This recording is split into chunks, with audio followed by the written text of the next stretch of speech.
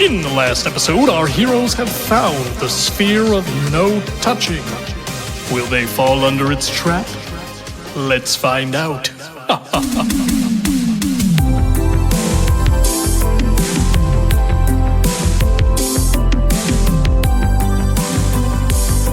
Don't touch it. Why are you touching it? I swear to God, I didn't touch it. I was just talking with a coworker today who has a her New Yorker accent comes out a few times. How when we used to party and sometimes you would drink, your Philly accent would come out, and I fucking love it. Yeah, it still does.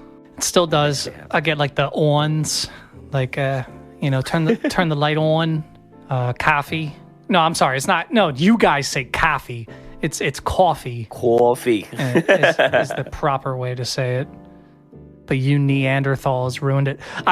Do you remember how viscerally upset I got when it was like you, one of your friends, Tessa, and her boyfriend were like ripping on me because I said Nevada? No, you said Nevada. Or Nevada. Sorry. See, I can't even remember because it matters that little to me.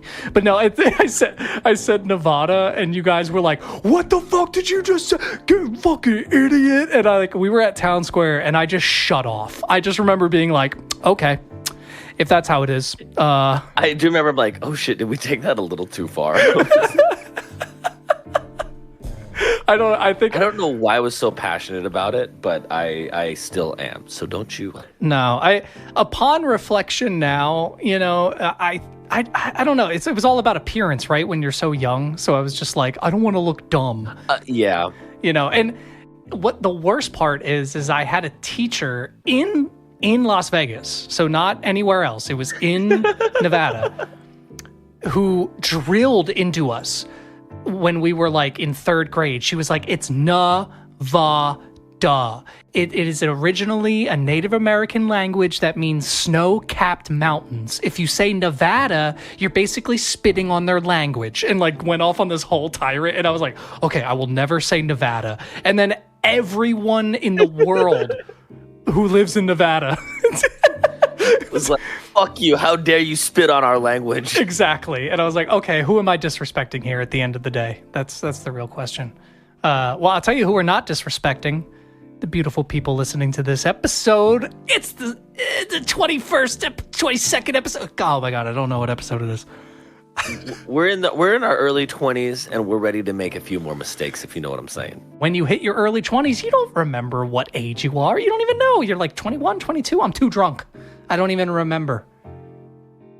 I'm too drunk to taste that chicken. Is that a Ricky Bobby quote? I don't think it's anything. I have a vivid memory of Will Ferrell going, as Colonel Sanders once said, I'm too drunk to taste that chicken. Hold on. I'm Googling. Nope, too late. Already doing it. I'm too drunk to taste this chicken is a Ricky Bobby quote. Wow. Oh my God, I got it. Hell yeah. I love that movie. I used to be able to like almost recite that entire movie. The story behind I'm too drunk to taste this chicken. Okay, hold on. This is an article by Mark Simmons on the beerexchange.com. Or I'm sorry, .io. They're a non-fund. That's good. If you love fast food, chances are you've definitely heard of KFC, the restaurant chain well known for its crispy fried chicken. Are you serious? Hold on. What is this article about?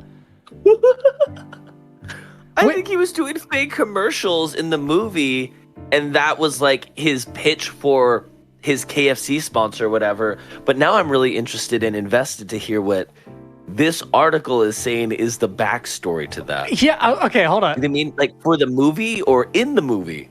I think this is a 14-paragraph long expose leading up to the fact that, yes, this is what Ricky Bobby said in a movie, and it created a meme. Oh. Wait, hold on. Wait, no. Was it a real thing beforehand? Hold on. The commercial aired sometime in the mid-1970s featuring Colonel Sanders, where he sat at a table with a plate of KFC's signature fried chicken and then exclaimed, I'm too drunk to taste this chicken. Are you serious? That's a real KFC commercial? I gotta Google this. What? It's finger licking good 1969, but then that would... Did they try to wipe this from the KFC vaults? No. I know your truth. What? Did we just stumble on like America's darkest secret? But how exactly did Colonel Sanders come up with this line? Apparently the backstory to the commercial was filmed after a long day of shooting and Colonel Sanders was drinking heavily throughout the day. And when the moment of him tasting the chicken arrived, he basically improvised the line, "I'm too drunk to taste this chicken." What? The commercial also proved to be a pivoting point for KFC, which at that point was struggling in the food industry. The drunk chicken ad was a massive hit. Okay, then why can't we find it? What do you mean it was a massive hit? I'm too drunk to taste this chicken. KFC ad. I gotta look it up for myself. This is insane. I did not think that this is where this was going to take us, Neither but did now I. I have to know. I have to know. I'm sorry, but this is not the commercial, but he sounds so drunk in this commercial that it makes sense. He's literally like, hey, like, here, I'm going to send it to you real quick. Just like my secret herbs and spices. Oh my God. He's like, and if you had to come back to the future as a taste our fried chicken. And there's 60 of them in this St. Louis, Illinois area. Oh, you better push.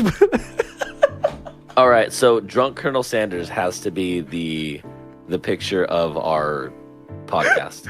Let's get AI right on it. Oh, man. Drunk Colonel Sanders. You never worry about that in the Kentucky Fried Chicken. What did he say? Look at this sparkling clean cooker. Look at this here, the cooker is part of our recipe. And if you think it's not you better get your my kitchen. Remember that the next time you see a white suit. I think I just accidentally advertised ourselves into me wanting KFC. Yeah, I really want some KFC right now. Okay, I'm sorry, guys. Welcome to the podcast. I'm not sorry. You're welcome, guys. I think this is episode... Honestly, this episode could be whatever it wants to be because we've lost like 3 episodes. I was going to make the last episode 21 no matter what, so I guess this is 22. So... Yes, definitive. I hope that our podcast goes on for years and years and we have hundreds of episodes and then randomly people will go back and be like, there's 2 episodes that just don't exist. And then people argue over what is like actually like our 100th episode when we get to it. They're like, that didn't count. That's my not God. the actual 100th episode. Oh my. Yeah. Wow, you're so I'm right. ready. I'm You're ready so for it. right. And yeah, and then people will argue over what we said in the episode that got it cut, even though that's not what happened. People will still go, well, I heard that they said the N-word 5 times. They got canceled. And yeah, they had to delete those episodes before they were big enough for anyone to even notice. Oh my God. Okay. Anyway, thank you. Thank you guys for listening. Have a good night. We just talk about KFC commercials for 10 minutes. You're welcome, America. This is fucking going off the rails. All right. How you doing, Mitchell? I'm doing pretty good. I'm doing about good, as man. good as a drunk Colonel Sanders eating fried chicken. God damn. That's good. Man, drunk Colonel Sanders. Finger licking good. It's finger licking good. No, if he's drunk, it's linger fickin' good. Oh, this is a perfect time for our not sponsored sponsor. So, KFC, sponsor us. Yeah, we are ready and willing. Our bodies are rearing to go. I'm ready to destroy my body with your chicken. I will. You know what? Your famous bowl made me throw up when I was 13, and I never had it since, but I still eat at your locations. So if that doesn't say something, tell me that's not a great ad. I threw up there once, but I went back. I can't imagine why we don't have sponsorships at this point. Me either.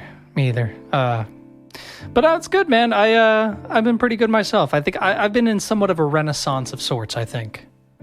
Ooh. Yeah, I'm in a personal renaissance.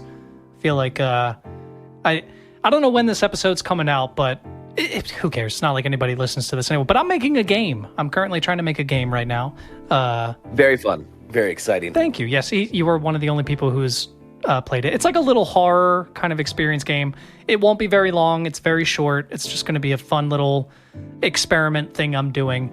But it has consumed my life. But all of the things around this at the same time have been going like really well. Like I've been having some music projects I've been working on. My job has been really fun. Like I'm actually not anxious to go back to work, which is my usual life, you know? That's amazing. Yeah, no, yeah. And yeah, things have been going great with Audrey at the college right now. Like, I mean, she's got a workload out the ass, but she's got it. And yeah, no, we I feel like it's been like I said, it's a personal renaissance. 2023 is my year, baby. And it only took until October.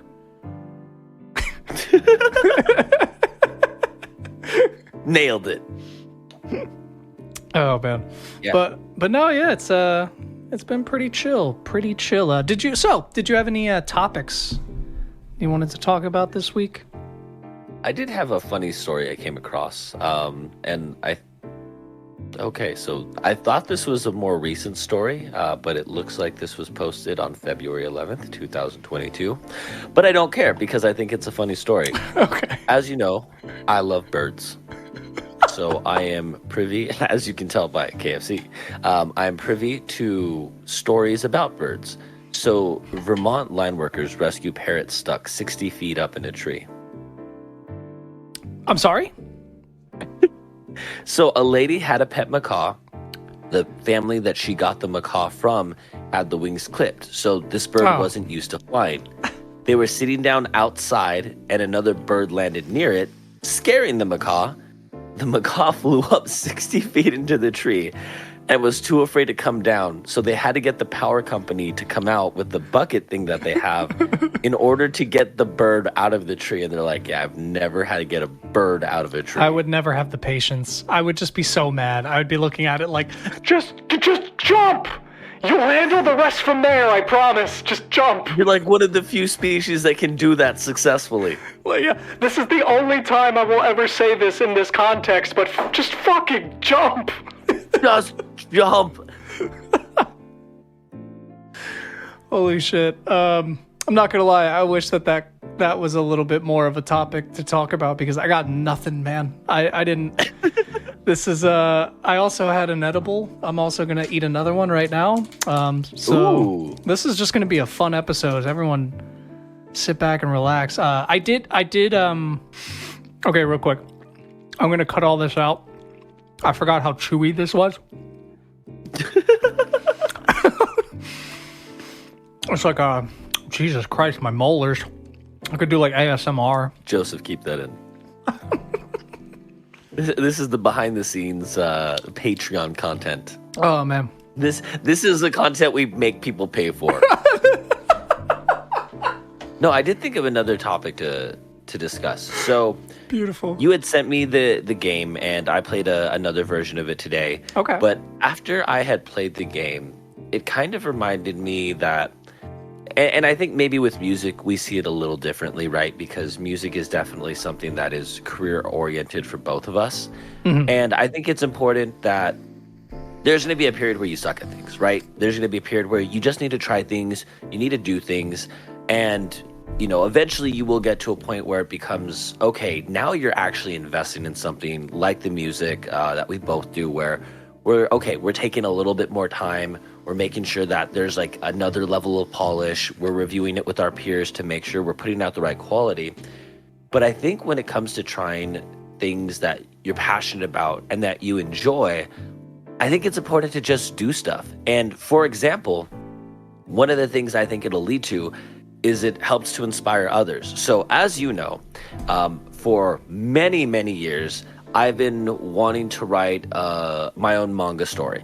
And in a sense where there's been times where I've actually drawn out, which I'm not good at drawing. And so maybe that'll be another Patreon reward is you can actually see my original drawings, which are terrible. Put them up on your fridge at home. Exactly.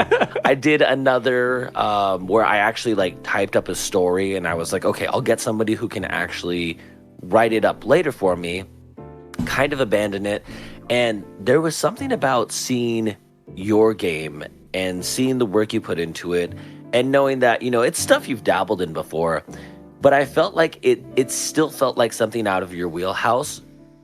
But at the same time, to be able to put out what you did and they get excited about something again, it inspired me to start working on my story again. And I think it's super important for people to be willing to try things. Don't be afraid to fail. I was at an event today where I was speaking to people at my job, and somebody had asked me, what's advice you have? And part of that advice that I ended up giving them was, don't be afraid to fail at things. Life is about being under pressure. And if you're comfortable, you're not growing. So get comfortable with being, uncomfortable. Know the difference between, I like to call it like the learning zone, where you're going to be uncomfortable, but it's because you're given information you don't know. You're learning, you're growing, you're adapting, and not letting yourself get into that danger zone where you're burnt out, you're stressed, and you're not even enjoying what you're doing.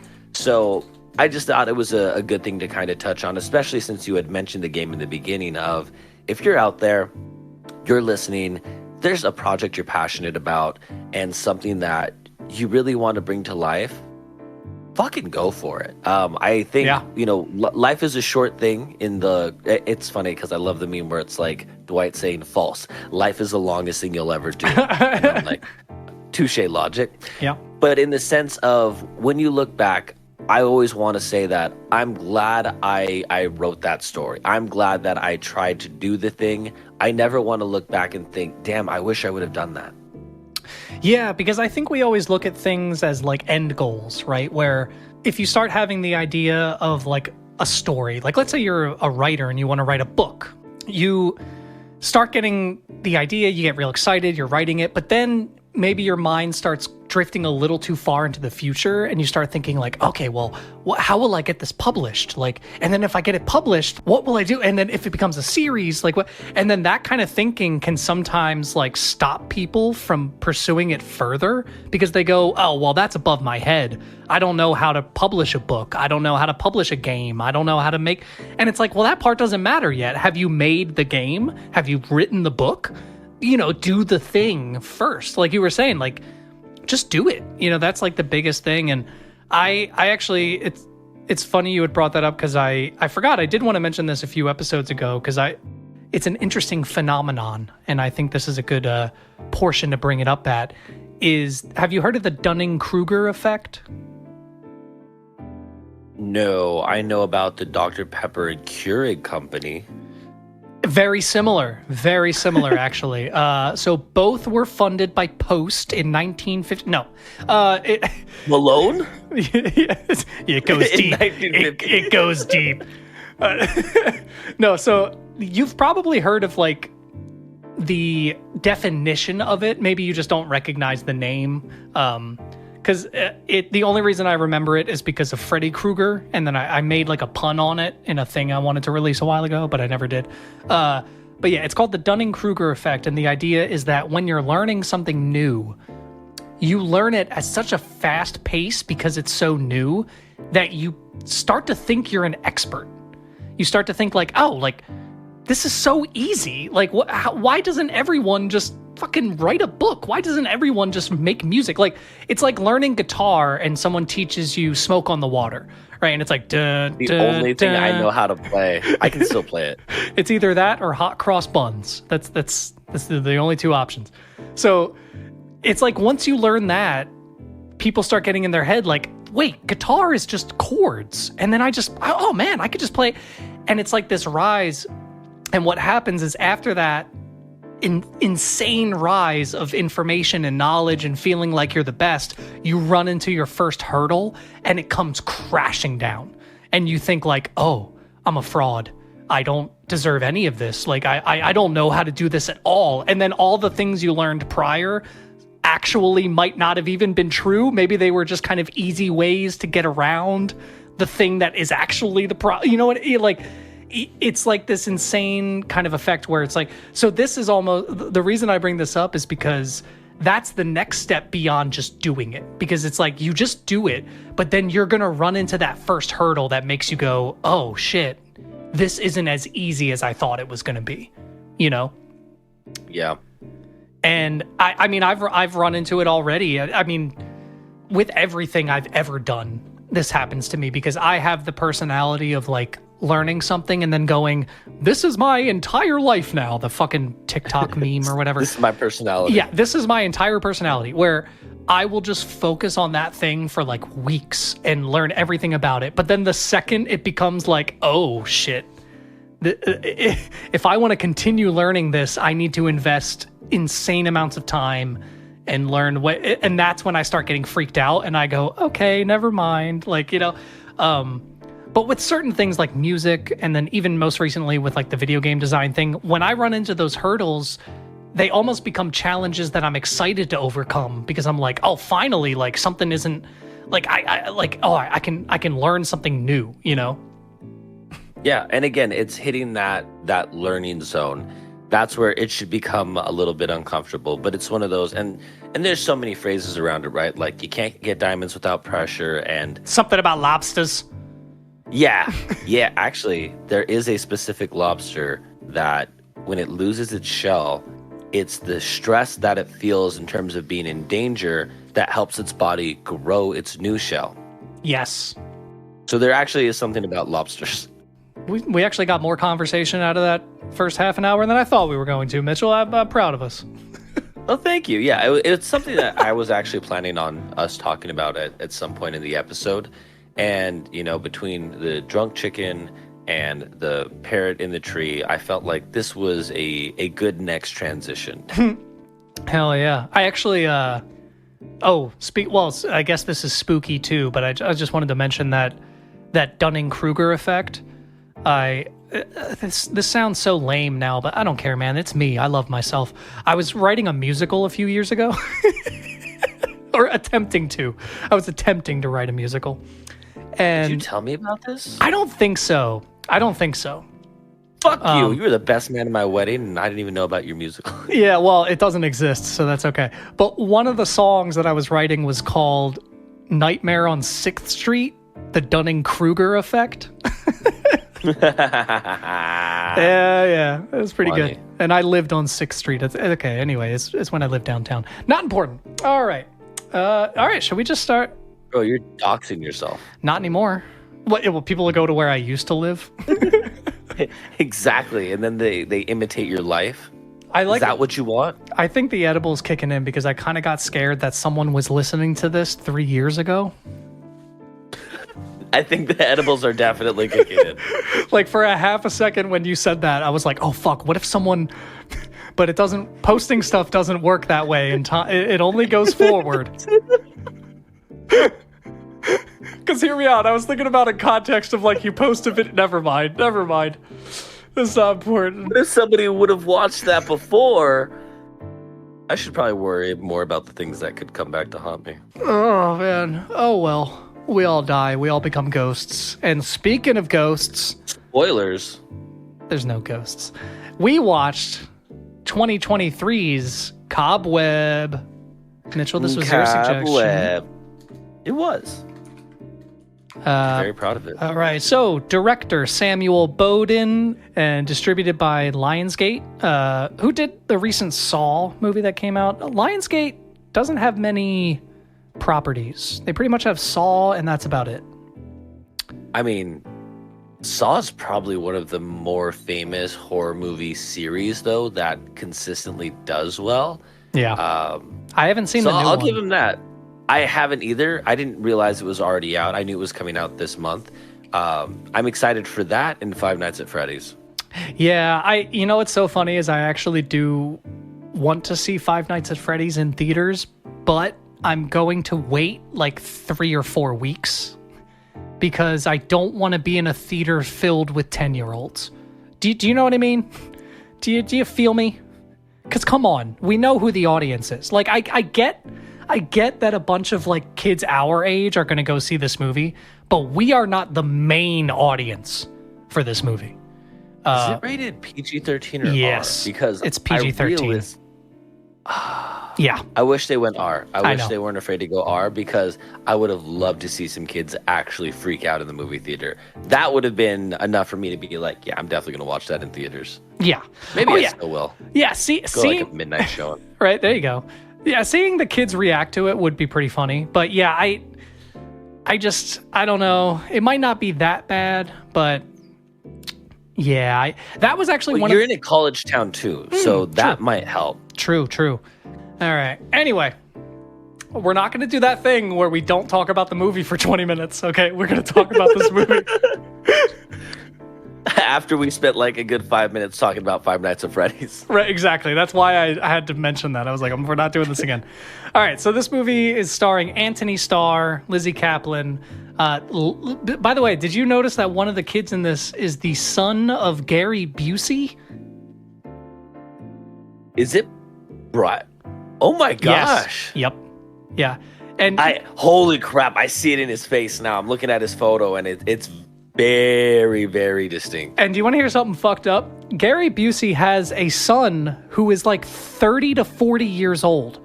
And this is not that kid's son. This is Gary Busey's son. This is...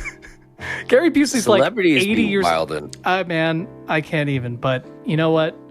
Nepo babies at their finest. You know what, though? He wants to make sure that when they do like his life movie, that he can have all the ages passed perfectly. Oh my God, you're a genius. It's a strategy. He's a genius. Wow. Okay, we're doing the thing again. Okay, so you know what? Do you want me to talk about this or you first? I think usually the person who hasn't watched it talks about it first. Right? We haven't done this in so long. I don't even know. Yeah. No, dive into it. All right. Okay, no, I liked it. I liked it a lot. I feel like a lot of horror movies that have this kind of story don't put a lot of focus into the imagery as much, especially when it comes to kind of like a voice behind it. They just make them all look like Insidious. Do you know what I mean? Yeah. It's become like the default template.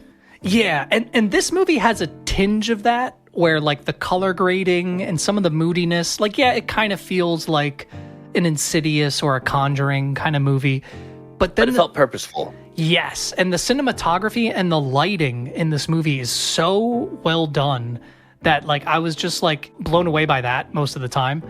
And the story is like, it's insane because it's like I was about to say it's cliche, but it's not. But it is.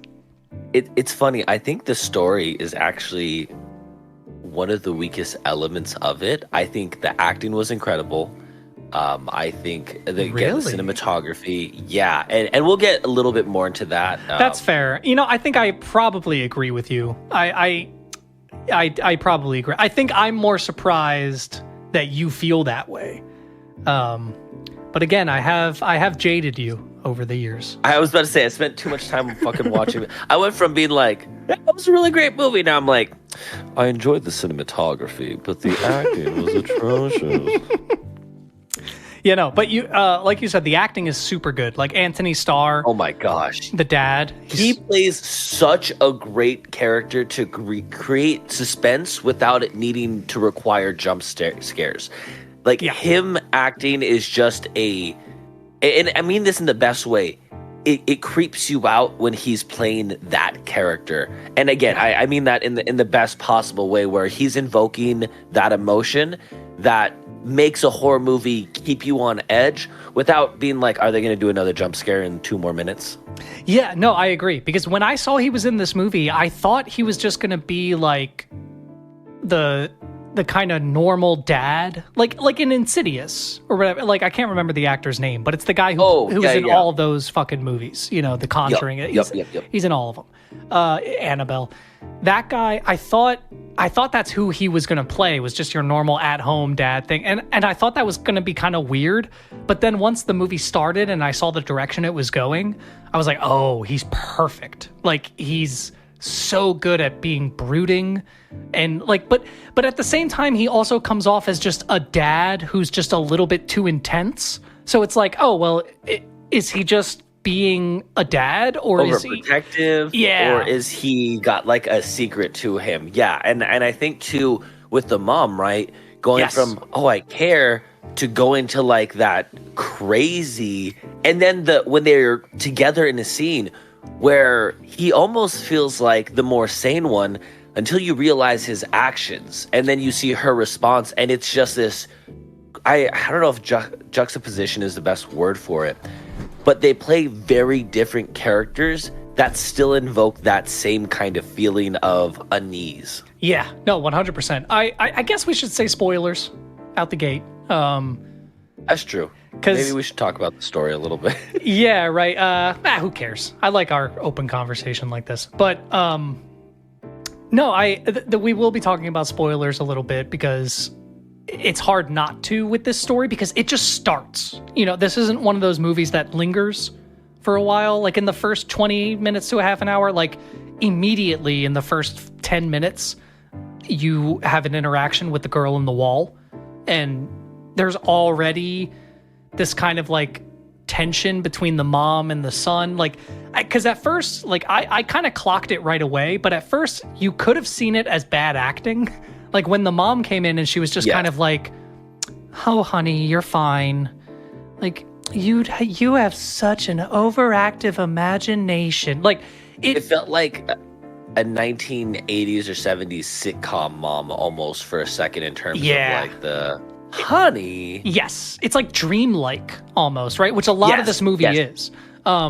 Which I really appreciate. This movie feels like it's from the perspective of the kid, which is my favorite part. That's like, which does kind of involve a sense of like unfaithful narrator, you know, where you don't really 100% know if what you're seeing is actually what's happening, because especially with like the lighting and stuff. But again, I think that's obviously way more to just invoke a feeling than I think it is to like trick you, obviously. But agree. But yeah, it's all supposed to be from your view as a kid, because like one of my favorite shots is when he has his flashlight facing the wall and there's a spotlight on the wall, but it is so clearly not a spotlight. It's like a cutout that's just perfectly circled, because a flashlight doesn't look like that. There would be like frayed edges, and you would see like the shadows and the blooming effect around the edges. This was just a hard cut circle, as if it was like a spotlight on a stage. And that kind of choice is just like awesome. Like I love that, because they could have just easily just put a flashlight down and been like, okay, there you go. But this was like, we want to create a vibe for the movie. It was really good. Yeah, they did a great job with that. And then I kind of liked how this story just starts. I think if you would have lingered with world building for 10, 15 minutes before, it's hard, I think, to gain interest back when we're talking about a horror movie. I think some movies require world building, but part of what I think makes horror movies good is being thrown into a situation and kind of trying to figure it out as you're watching. Yes, and yeah, honestly, like you said, I think if there was an extra 10 minutes at the beginning of this, like getting us to know the family, and it would have ruined the movie. Because what makes the movie so good is that you kind of have the misinterpretation going into it that his parents are the ones who are there to help him and are safe, which in itself is a twist, because they kind of are technically. Like, there's levels. There's definitely there's layers. Yeah, so that's why I'm saying spoilers, because like it's hard not to talk about it with it. Okay, you know what? We won't necessarily spoil it right out the gate. I guess it doesn't really matter. If people are listening to this, they probably don't care either way, all the way through. But won't spoil it right out the gate. Jesus, guys. Yeah, sorry, guys. He's crucified, and then a few days later, you wouldn't believe what happens. At the beginning of the movie, yes, he hears a girl on the walls. His parents are immediately gaslighting him and being like, "That's not real. You didn't hear anything." And he goes to school. You can already tell that he's a loner. He gets bullied. It's almost to like a ridiculous degree where it's like not a single person in this entire school empathizes with him even a little bit, which like, okay, it's a movie, that's fine. But that's like maybe one of the things you can nitpick a little bit, where it's like, come on, like, like this, you needed this substitute teacher to show up to be the only one who actually borderline abuse. Yeah. Which, by the way, I had a question for you. That cut on his chin that showed up out of nowhere, was that from him falling in the bus, or like falling with like? Did you notice that? That was my assumption.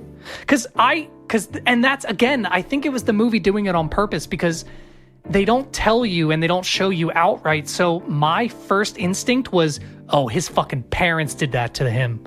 and they didn't show it yet. You know what I mean? Like, okay. Because they already kind of had this like weird interaction together, you know? And I was already trying to figure out the twist. You know, that's how my brain works. I'm like, I need to know the twist. What's going to happen?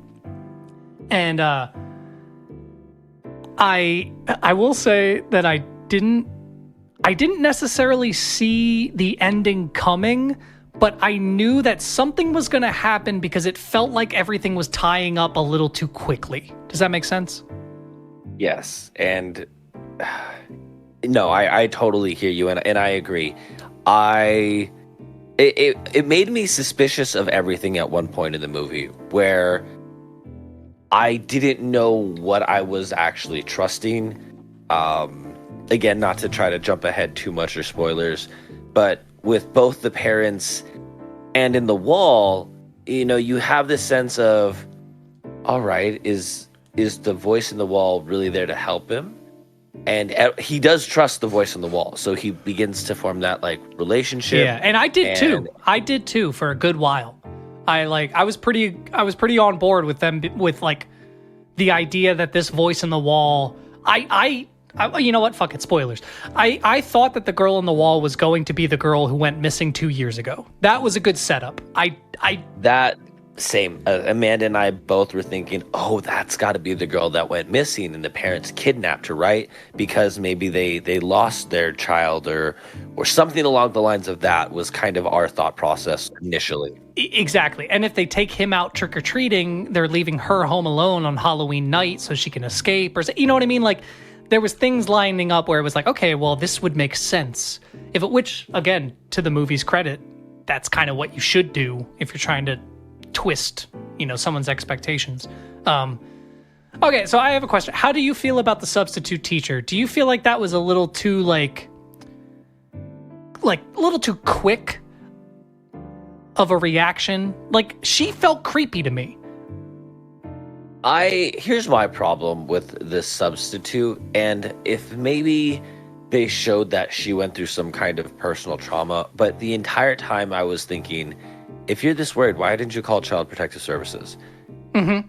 Like, there was more situations where you could have gotten actual, like, organizations involved. You could have not lost your job. And in terms of even putting yourself in danger, if something happened to you and you think you're the only person that's listening to this kid, then that kid's just fucked. There's no one to help him out. If you let other people know what you're worried about, and let other people whose job is to investigate, maybe, because again, obviously the school doesn't care, but CPS probably is going to care a little bit more. And seeing the home, seeing how the kid is living, the drawings, there definitely would have been, I think, bigger red flags. And again, that was part of times where I felt they focused on really good elements in terms of, again, the cinematography. I think even I don't want to say audio, but everything that was the audio was good. The audio was really good. The atmosphere vibe, yeah. In the overall story was good, but I felt sometimes the details felt like they kind of just were like, oh, that's good enough. Yeah. And again, if instead of a substitute teacher, this was a child protective services worker, okay, now I see why she's so involved. Yeah, and because I do think that the movie made a great point of there not being enough evidence for them to actually go after the parents. Because they never physically abuse them. They never even like really verbally abuse them. The only thing that's really, really bad is when they lock him in the basement. And again, that's it. And I don't think the movie was supposed to, even with the twist at the end, I don't think the movie was trying to make it seem like the parents were 100% in the right. You know, like, I don't think your realization is supposed to be like, oh my God, they were the good guys. Yeah, like it kind of is, but it's not. There's still nuances to it where it's like, well, they were just doing the best they could, but they were also still kind of shitty people because they couldn't accept their first daughter, which again, spoilers or whatever, but which again, that part gets a little messy too. I don't know. Yeah, also, I think it's interesting that she goes, "Oh, I'm your sister," and there does become a point where I think you feel like, "Oh, so that's not really his sister," but they straight up tell you it is, and it's the truth. And I think that's twist good. Like that is really well done. I did think that was well done. Yeah, that's a really good point, because I did think that too. When she said, "I'm your sister," I just kind of assumed she's been there so long, she's gone crazy. She thinks that these are her parents, you know, like that type of thing. I 100% thought like, oh yeah, that's not actually his sister. So okay. I didn't say what sorry. I wanted to say something about the teacher. Yes. Yeah, it felt creepy, which I think again was maybe supposed to be the point. I think her involvement was also supposed to have you kind of like raise these flags on both sides, where you're supposed to go like, okay, is she pushing this family too far?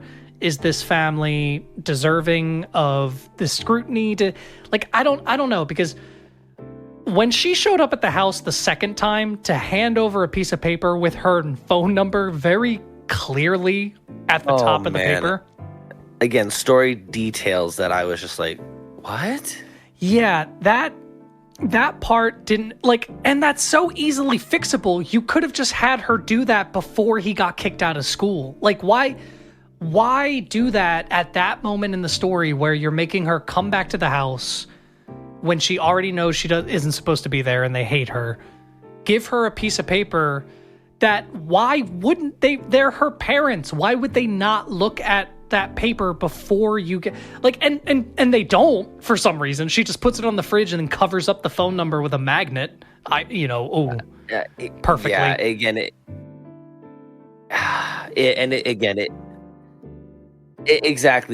I felt relied too many times on that works, and not going into, okay, how do we make this a little bit more, It was my problem, and this movie is nowhere near as bad as this one, but it was my problem with Bird Box when that came out like years ago.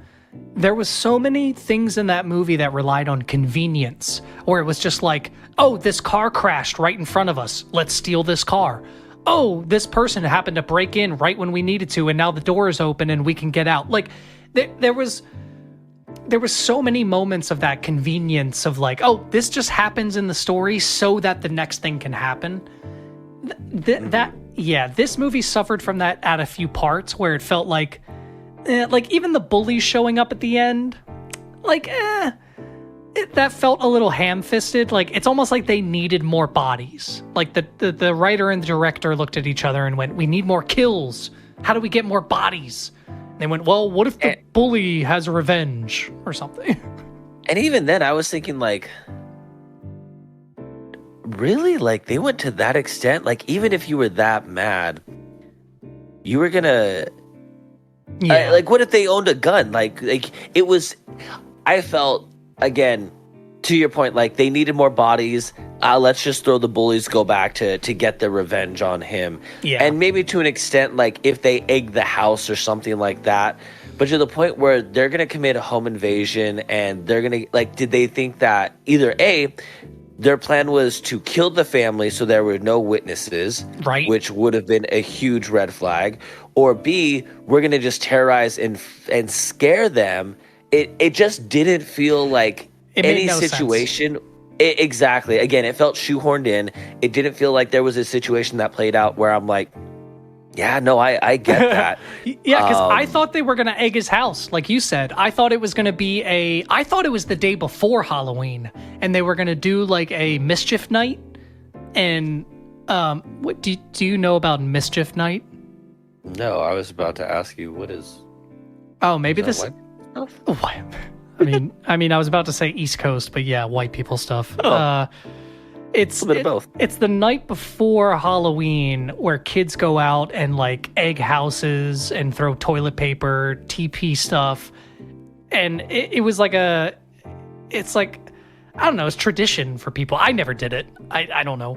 But like, it was a thing back then in the 90s and 2000s where mischief night, the night before Halloween, you fuck up the person's house. And I think the idea was that everyone had decorations up so you wouldn't notice that you fucked up someone's house the night before Halloween.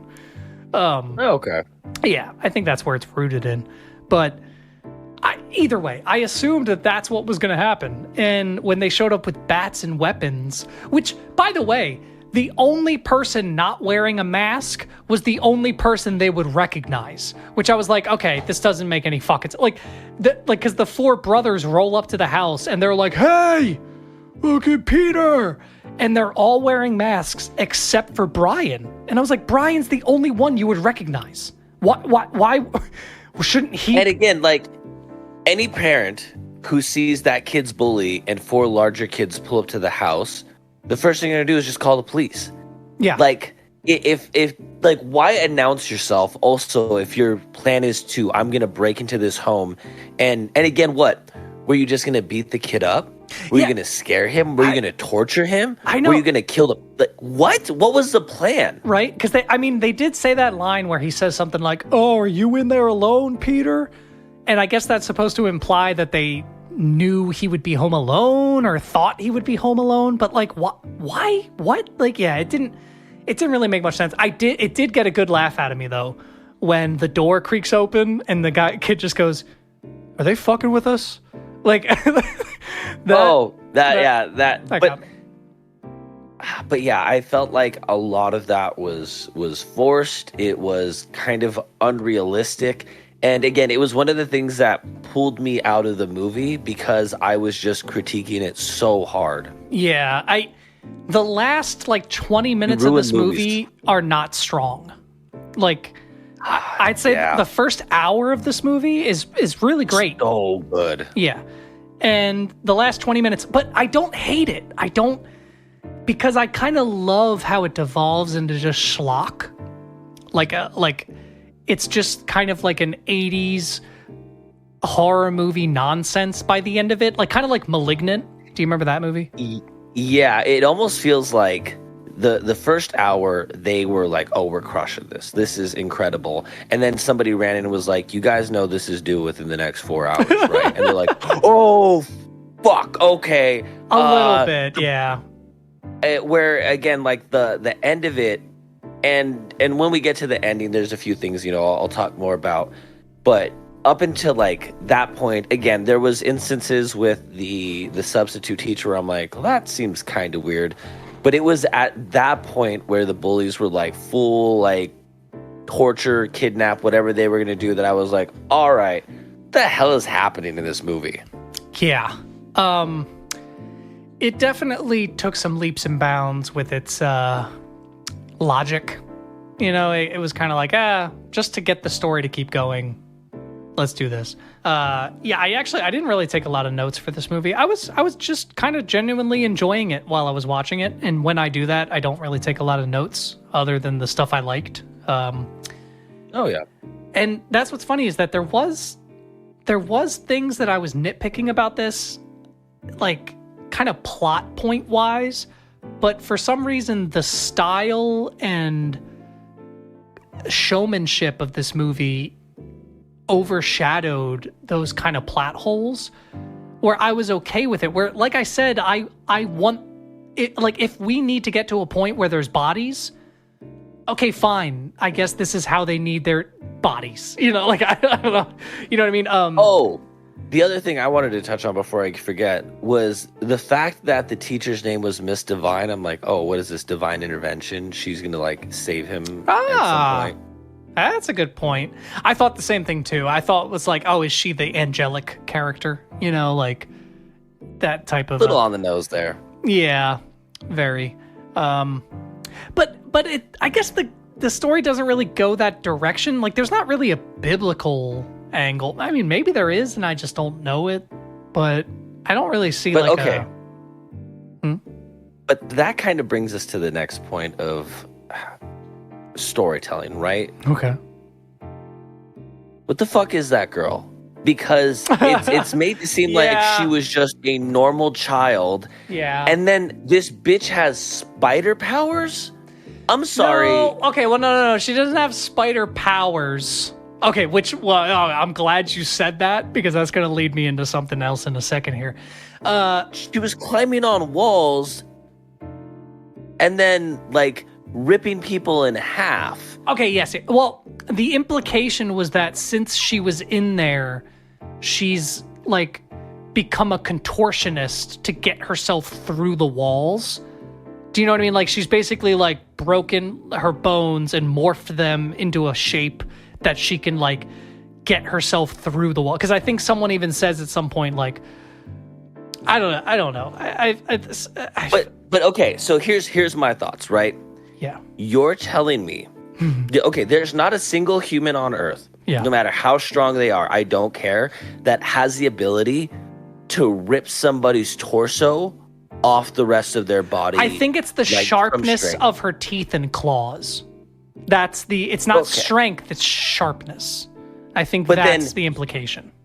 You're telling me she couldn't have ripped through the old walls. Ass fucking house. Exactly. No. Like, and okay, believe me, man. I was about to say, how can you rip off someone's heads, but you can't move a clock? Like there's a lot of plot holes. Okay. It didn't make any sense that she was strong enough to be a monster, but not escape from the walls of a 19th century house. Also, what fucking house zoning permits did you get to build like a 40-foot fucking hole in your house? I'm sorry. I don't know. Where did he get enough concrete? That neighborhood was trash. Did you notice those exterior shots that were like, is this a fucking... Like, it looked like a neighborhood that isn't even functioning anymore. There's no HOA there. I'm telling you right now. 100%. Because, like, there was one shot of the exterior of their house, and literally one house away was a gas station, and it was broken down. And it had, like, a moss on the signs and stuff. And I was like, what? It's like, where is this house? Like, that doesn't really go into the story at all. It has nothing to do with that. But yeah, I was like, where the fuck? Where is this? Which, by the way, the inside of that house is so fucking enormous, and the exterior is like a 10-foot by 10-foot house. Like, I kind of love that. Malignant did the same thing, and a few other horror movies have done it. I think it's just kind of, it's to give you unease, and it's also, I think it's a good way of conveying how the child sees the house. You know, it's like, it's from his perspective. So it's like, I'll buy that. Like, I remember growing up at my house in Vegas when I was like 9 or 10 years old, like the first house I moved to, I thought it was enormous. And then when I went back to it, when I was like 20, I was like, holy shit. Like, this thing is like small. Like, and it's so, yeah, I kind of get that perspective is okay. I'm okay with that. But you're telling me he built a whole fucking like sure, man, 40-foot cell, like sure, man. And I don't know why that kind of. If he worked in construction, maybe I'll take it. But yeah, there was just some of those things where I felt that. What did he do? They really. What did they? What did either of them do? Know. The mom cooked cupcakes that had like smiley faces and sad faces for some reason. She said she used to be a teacher. Wasn't explained. Yeah, she used to be a teacher. Oh, and then the two sad cupcakes were for the daughter. Because like there were like 20 cupcakes, but only 2 of them, or however many, but only 2 of them were sad. And I think the implication was that the 2 of those sad ones were for the sister upstairs. Now, one thing that because every time I watch a horror movie, I'm typically looking up at like an explain to see what I missed or what I was trying to figure out. Okay. Because I remember one of the questions I kept asking myself was this movie trying to make the parents the good guys in the end? And it kind of bothered me. But one of the things that they had explained was, because I was also like, you also never explained what happened to that girl that died. And other than saying, the parents killed, because the girl lied to him and said, the parents killed the girl and buried her in the backyard. Yeah. The guy's explanation was, on Halloween night when she disappeared, this girl, their daughter, escaped. And the point of view camera, when it goes to the flashback, is the same camera style when the monster is running around the house. So the implication is that their daughter killed that girl and the parents buried buried the girl to hide it. Oh, okay, yeah. That was my assumption too. That's kind of the conclusion I came to. I honestly thought that the parents, my view of it is that the parents didn't do anything wrong in the sense of, yes, they were trying to give you that 1-2 switch, that little gut punch of making you realize that they were actually trying to do good the whole time. But then they were also trying to still convey the idea of having abusive parents that think that they're doing the best thing for their children, but at the end of the day are just traumatizing and actually hurting their children. Yes. So I think it's a little bit of column A, a little bit of column B, where yes, the twist is supposed to be, oh shit, that girl was actually evil, but also the girl is only evil because the parents didn't accept her. So, you know, there's kind of like a little bit of both thing going on. And the whole, you know, instead of letting the authorities know that the child was murdered, they just buried it in the backyard to cover it up. Well, because then they would have had to reveal that their daughter was this weird alien thing, and then they probably would have been like experimented on or something. I don't know what the implication was. I think that was the idea, was that they are overbearing parents who never want anything bad to ever happen to their children ever. So if that means the worst extent. Yes. So if that means locking them in a cage so that nothing bad can ever happen to them, that's what they're going to do. And I think that's the extent that this movie kind of tries to say that they go to. So it's, yeah, they're good and terrible parents. I have another thing that I realize is kind of an issue. Yes. She takes food and water to their daughter, but how does she get it to her without her escaping or attacking her?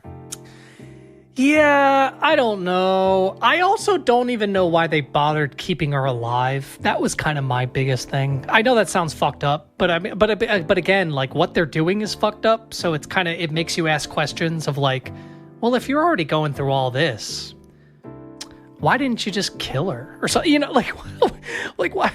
I don't know. It's like there's almost a perfect story here.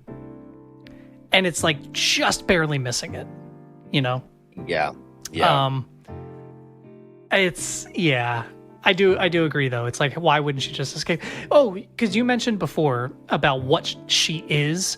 That kind of bothered me too. I thought they could have just made her deformed. And maybe that would have been insensitive. I don't know if maybe like, but like, why did she have to be like an anime character? Like, she looked fucking weird, man. Like the like the eye, like the big bulging like circular eyes and the huge smile, like the Cheshire Cat smile. Like, I get the idea. Like on paper, if I was reading this in a book, I'd be like, oh, that's creepy. But when you see it, it's like, I wish she was a little more humanoid. Like, I wish I could relate to her a little more and be like, oh, I feel bad for this person. But now I'm just kind of like, what is she, like fucking Splice with Angelina Jolie or whatever that fucking movie was? Oh yeah, that was a weird movie. Yeah, I don't know. Oh, okay. So did you have anything else you wanted to say about the movie real quick, about like the plot or story? Because I have a theory that I want to get into that's going to blow your fucking mind. Okay, let's hear your theory. Oh, you're just ready for it? Okay. Yeah, because anything I'm saying is going to be me more just speculating on things we've already talked about than I think adding anything new to the conversation. Oh, you know what? Cliffhanger. I'm going to say one more thing.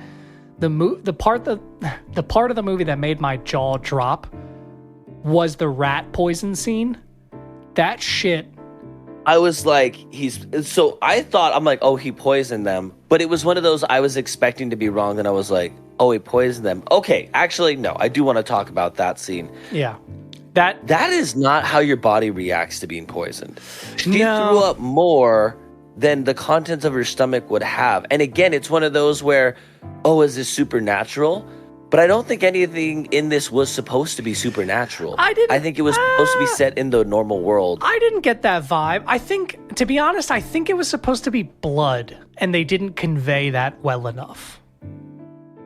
Because I agree with you, where at first I thought it was like poison and soup he was throwing up, but then the more I was looking at it, I think the implication was that it was burning his insides away and he was puking blood, but it was so dark that you couldn't really tell that it was blood. You know what I mean? Like, that's the only excuse that I had where I was like, okay, I don't really mind. And also, I have no idea what rat poison does to your stomach, so I guess I have no comparison to go off of. But no, go ahead. I was just say, the fact that she was like dragging somebody like up the wall, but that girl was able to like hit her in the head and like knocked her back, and it's just like, man, what level of strength do you actually have? Because it's inconsistent. Hey, I don't care how strong you are, getting hit in the head hurts. Okay. You hit Arnold Schwarzenegger in the head with the bat. You hit me in the head with a bat. We're both going to be disoriented. Neither of you two can climb walls. Okay. But we're also not Splice. That's all I could think of when I saw her face was that movie. I've never even seen that movie. I don't even know. Okay, anyway. Okay. All right, here's my big theory. You ready? You're not going to be ready for this. I'm so excited. This movie is secretly a Spider-Man origin story. Hear me out. So when the movie started off, when he got onto the bus and was immediately tripped, the only thing I thought of was Tobey Maguire's Spider-Man. Because that's the first thing that happens to him in that movie, almost. And I was like, okay. I was like, I'm just being dumb because that's one of my favorite movies, right? He gets into class. What's his fucking name? Peter. Right? Okay. He stays after class. I'm still like, there can't be any more things. What crawls onto his desk? A spider. Now it gets even worse, okay? We go on. As he learns that he has power through this person in the walls, they then tell him to stand up to his bully. And what does he do? He accidentally hurts his bully because he's too strong for his own good. So I don't know. The only reason I'm saying this is because, have you seen Brightburn? Brightburn? No. It's a movie that basically is a twist on Superman. If Superman was a little kid who was an alien who came down to Earth, but then ended up being like evil instead of good. And it's kind of like a horror movie based around that idea. So when I started watching this, I was like, is this going to be that, but with Spider-Man? I was like, the name, Cobweb, his name is Peter. There's a spider. Like, it was all these things like culminating. But then after like 20 minutes of the movie, I was like, no, okay, never mind. It's fun to think about because there's a lot of similarities where I see where you could come up with that theory. Right? Like, what if it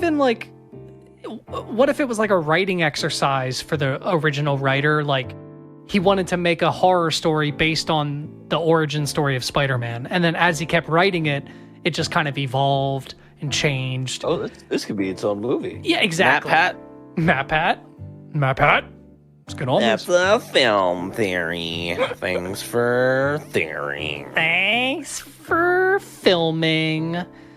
But it's a good spooky Halloween movie. I really enjoyed all the pumpkins and all the pumpkin imagery.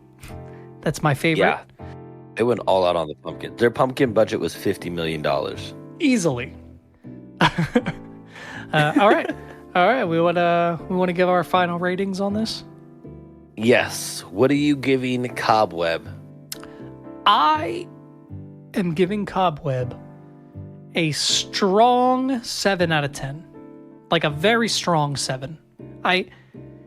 I almost want to give it an 8 because of how much fun I had watching it. Like, it is just a really, like, fun Halloween horror movie. But there are a little too many, like, inconsistencies and things that just leave you kind of, like, guessing or not making any sense that, it pushes it down a little bit. So, strong 7, leaning towards an 8. That's so funny. I was going to give this the softest possible 7. Because, again, the acting was incredible. The shots in this movie, the audio, the fact that it wasn't relying on jump scares. And when they did have the jump scares, when the kid is dreaming, I believe, they did a good job of a lot of those. So, yes. It was just... Oh, go ahead. Sorry. It was just some of the details and the storytelling that I felt started to fall apart at the end. That I couldn't go above 7, but it was so well done that I feel like it deserves more than a 6. So I'm going to give it the softest, the most pillowy Serta sleeper mattress 7. That's fair. That's fair. I think we land about the same place here, on different ends of the spectrum, but the same number. Because I did really actually like the scares, like you said. They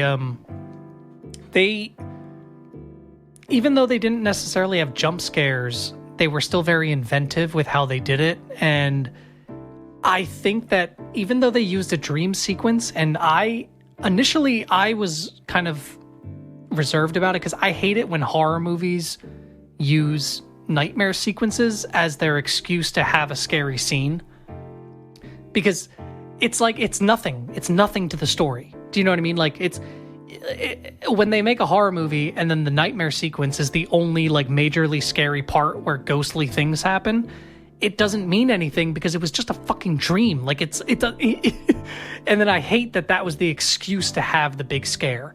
But in this movie, since it's from the child's perspective and he just learned that his parents might be murderous, crazy people, I don't think it makes sense. Yes, it's not insane for him to have a nightmare about his parents. And then it makes it even more poignant when he wakes up in his mom's arms and then has this realization that the people he's most afraid of are the people that are comforting him. Like, that's really good. That's great. I fucking love that. Because, like, that's a perfect way to use that kind of cliche because it means something, you know?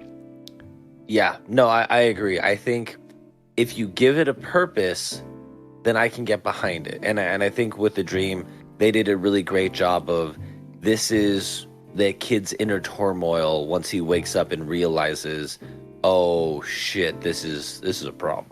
Yeah. Yeah. Which is fucking scary. No. No, it's gonna, yeah. So 7 out of 10s all around. This is gonna be on my rewatch list for Halloween, I think. Like, this time next year, I'm probably gonna pop it back on. It's got a real good vibe. It's got a bunch of pumpkins. It takes place on Halloween. Let's fucking go. Let's fucking go. All right, you ready for your suggestion? What do you got for me, Chief? All right, Mitchell. This week, you are going to be watching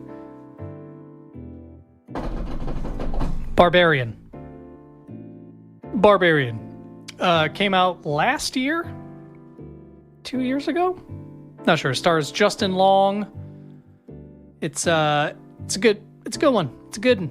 I think you're gonna enjoy it. We're sticking into the spooky kind of oh, you typed it into the chat to remember. Yeah, I was like, so that way I don't keep forgetting it, like, right after you tell me it. I'm like, I'm just gonna put it in the place where I know I'll find it. For a second, I thought you were trying to tell me what it was. I was like, I just said it, Mitchell.